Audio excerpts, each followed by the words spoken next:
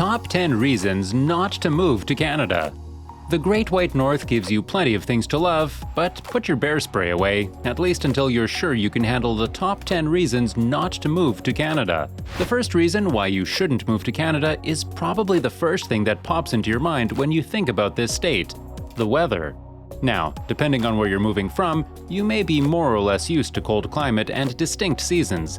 Perhaps you enjoy the snow and look forward to winter sports, or maybe you just find cold weather more beneficial to your health.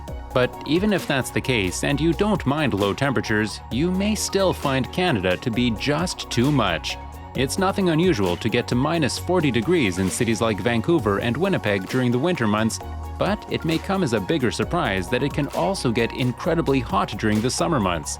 The good news is that most areas are prepared and well equipped for extreme cold, but it's still something you should consider before moving here. The second reason why you shouldn't move to Canada is that you won't be able to carry your credit history with you. No matter how hard you are working and how responsible you were when it comes to paying your bills on time, you will have to say goodbye to your credit history and build a new one in Canada. This makes things really difficult if you're planning on buying a house, leasing a car, or getting a credit card, as it will take time to build your credit history with a strong credit score in Canada. This doesn't mean you can't do it, it's just something to keep in mind when you're planning your move. By the way, regardless of which state you decide to call new home, remember you'll need a trustworthy mover.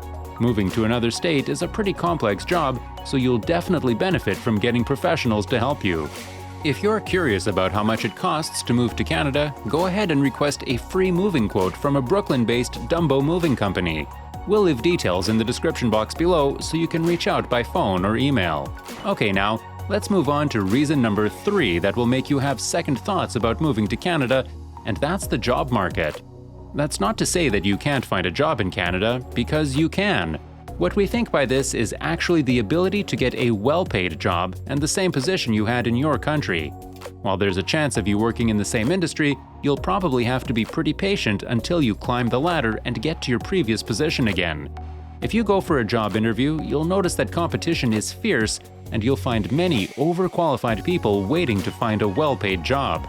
Basically, your credentials qualify you to move to Canada, but they don't necessarily qualify you for your job profession in this state. And speaking of that, here's another reason not to move to Canada: you need Canadian credentials. What does that mean exactly? Well, here's the thing. The Great White North doesn't seem to care much that you're qualified, so you will have to acquire experience and adapt to the Canadian job market. You may also need to revalidate your credentials or go through another process, like going back to school to upgrade your qualifications according to Canadian standards. This depends on the area you move to, as well as your education and experience, but in general, the job market in Canada is anything but fun. The reason number 5 not to move to Canada is poor transportation. You'll probably have to get a car because public transport is not only bad, but it also won't necessarily go everywhere. As a result, most Canadians drive, so you'll have to get used to it, especially if you plan to move to areas like Greater Toronto or Greater Vancouver. This can come as quite a surprise if you're moving from New York City or another part of the States where most people rely on public transport. Plus, the cost of car insurance is not exactly cheap, so be prepared for a hefty price too. Speaking of hefty price tags, here's something you probably didn't think about as relevant, at least not when deciding if you want to move to a certain country: your cell phone bill. The 6th reason not to move to Canada is that you'll pay some of the highest wireless prices in the world. Canadians pay about 20% more than their neighbors in America on cell phone plans.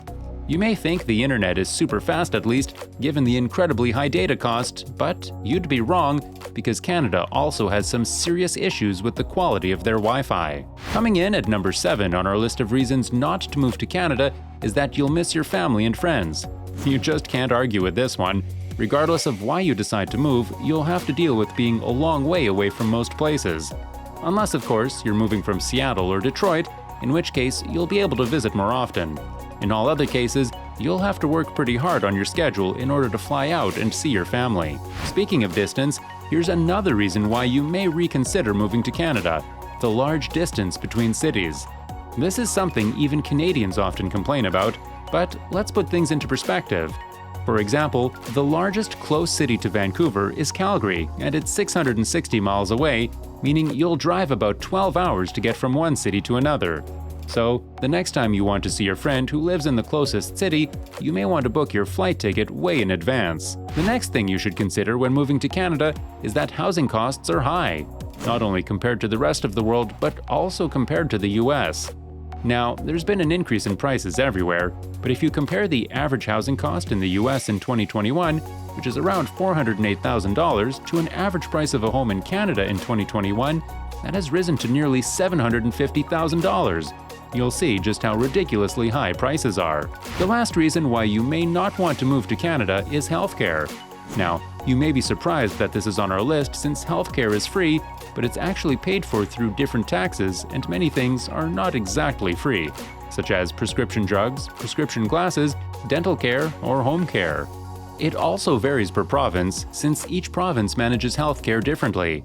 This especially comes as a disadvantage if you move to a more rural area, as some rural provinces struggle to provide enough caregivers since only a limited amount of money goes into it. Then, the public healthcare system means that everyone must wait in line, which can find you on a 2-year waiting list to have surgery done. There's also an option of extended coverage, but most people can only afford this through their employer. It's worth mentioning that how you look at these things depends on your perspective, as the US healthcare system is not exactly known to be super fast or affordable. These are the top 10 reasons why living in Canada might not be the right choice for you. Still, there's a lot to appreciate about becoming Canadian. Did somebody say maple syrup? Jokes aside, this state has its nice sides as well, so weigh all pros and cons before you make a decision. Thanks for watching this video. Don't forget to give it a like if you enjoyed and subscribe to our channel for more moving topics.